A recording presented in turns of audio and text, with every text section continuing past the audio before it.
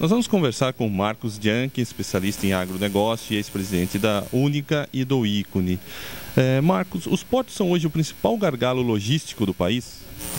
Eu acho que sim, quer dizer, apesar de todos os modais estarem com problemas, eu acho que a fila que está se formando de caminhões de um lado e de navios do outro fazem com que esse problema seja extremamente grave.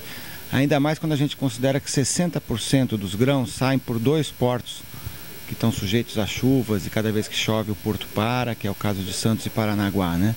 Então eu acho que enquanto a gente não tiver uma saída pelo norte, não tiver mais portos operando e principalmente não tiver uma modernização da legislação portuária, eu acho que eles serão o principal gargalo, que é onde a coisa funila de verdade.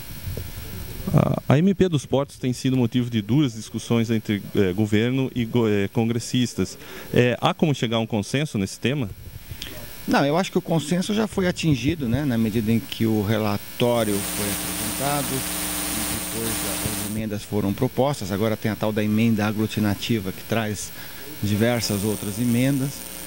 O que existe ainda é que não há uma concordância nesse momento se vamos conseguir votar ou não a tempo do prazo vencer, né?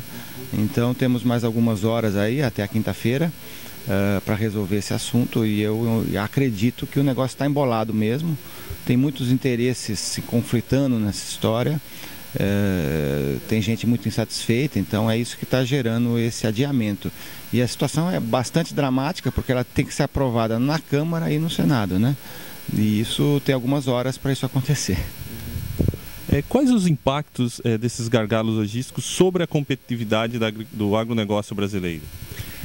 Olha, eu acho que os impactos são imensos, porque nos países concorrentes do Brasil, o custo do frete equivale a 10, 15% do valor do produto no máximo.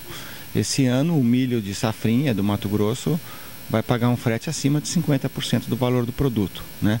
Nós vamos ter uma situação muito dramática, onde a gente vai ter uma imensa safrinha de milho no meio do ano, lá no Mato Grosso, e não dá para escoar nem para o Nordeste, porque fica mais barato levar da Argentina, e nem para os portos, porque fica caro demais, e aí o preço lá no Centro-Oeste vai cair muito abaixo do preço mínimo.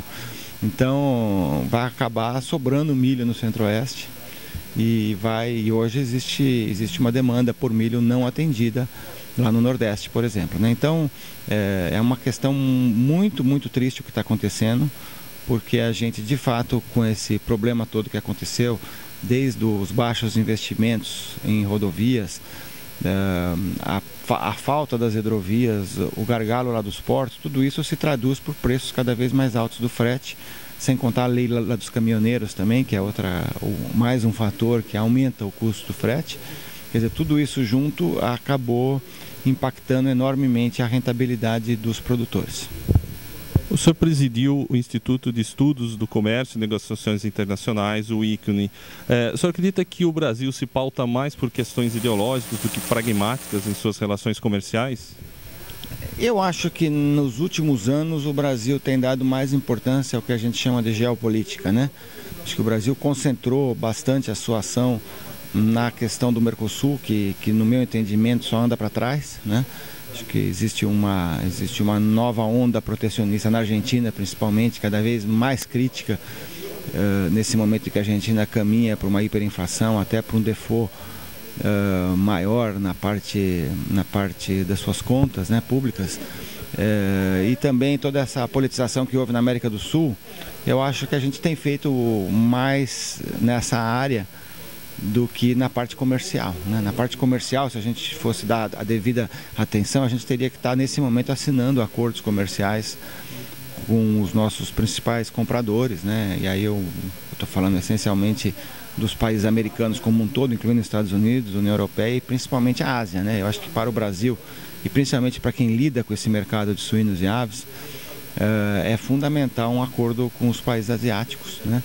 Que até hoje nunca avançou, né? O Brasil só fez 3 acordos comerciais nessa última década, todos eles de pequena envergadura, né? Chile, Israel, né? Eu acho que a gente teria que tá fazendo muito mais, né? Hoje tem 240 acordos no mundo e o Brasil não participa de nenhum acordo relevante, a não ser do Mercosul, que, como a gente sabe, está com problemas. Então, eu acho que é lamentável que a gente não esteja hoje trabalhando mais na diplomacia comercial, né, em vez de estar só preocupado com a geopolítica. Um brasileiro estando à frente da Organização Mundial do Comércio, qual a importância disso? O que pode impactar nas relações comerciais do país? Olha, eu acho que o Roberto Azevedo é um dos diplomatas mais experientes da OMC, depois de ter chefiado a divisão de contenciosos lá do Itamaraty, o Departamento Econômico, embaixador em Genebra, um profundo conhecedor dos assuntos da agricultura. O Roberto está por trás do contencioso do algodão, do contencioso do açúcar, da questão do frango salgado, quer dizer, todos os grandes contenciosos que o Brasil se envolveu nos últimos anos, o Roberto esteve envolvido direto ou indiretamente. Sem contar que ele passou muitos anos lá no OMC e se transformou num diplomata muito competente nessa difícil tarefa de conseguir formar consenso numa organização que tem mais de 130 países, né? Então eu acho que ele é muito qualificado. Agora, o maior problema é que os países estão jogando contra a OMC, né? Hoje a gente percebe claramente que ninguém tem apetite para concluir a rodada de Doha, que já vai aí 12 anos, né?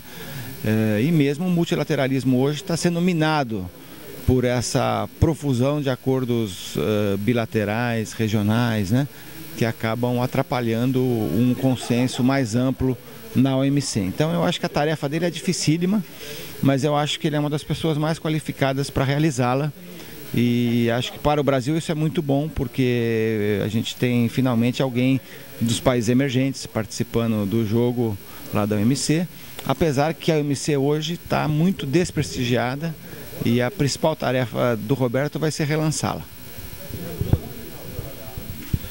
TV Gesuli na cobertura da Vesui 2013.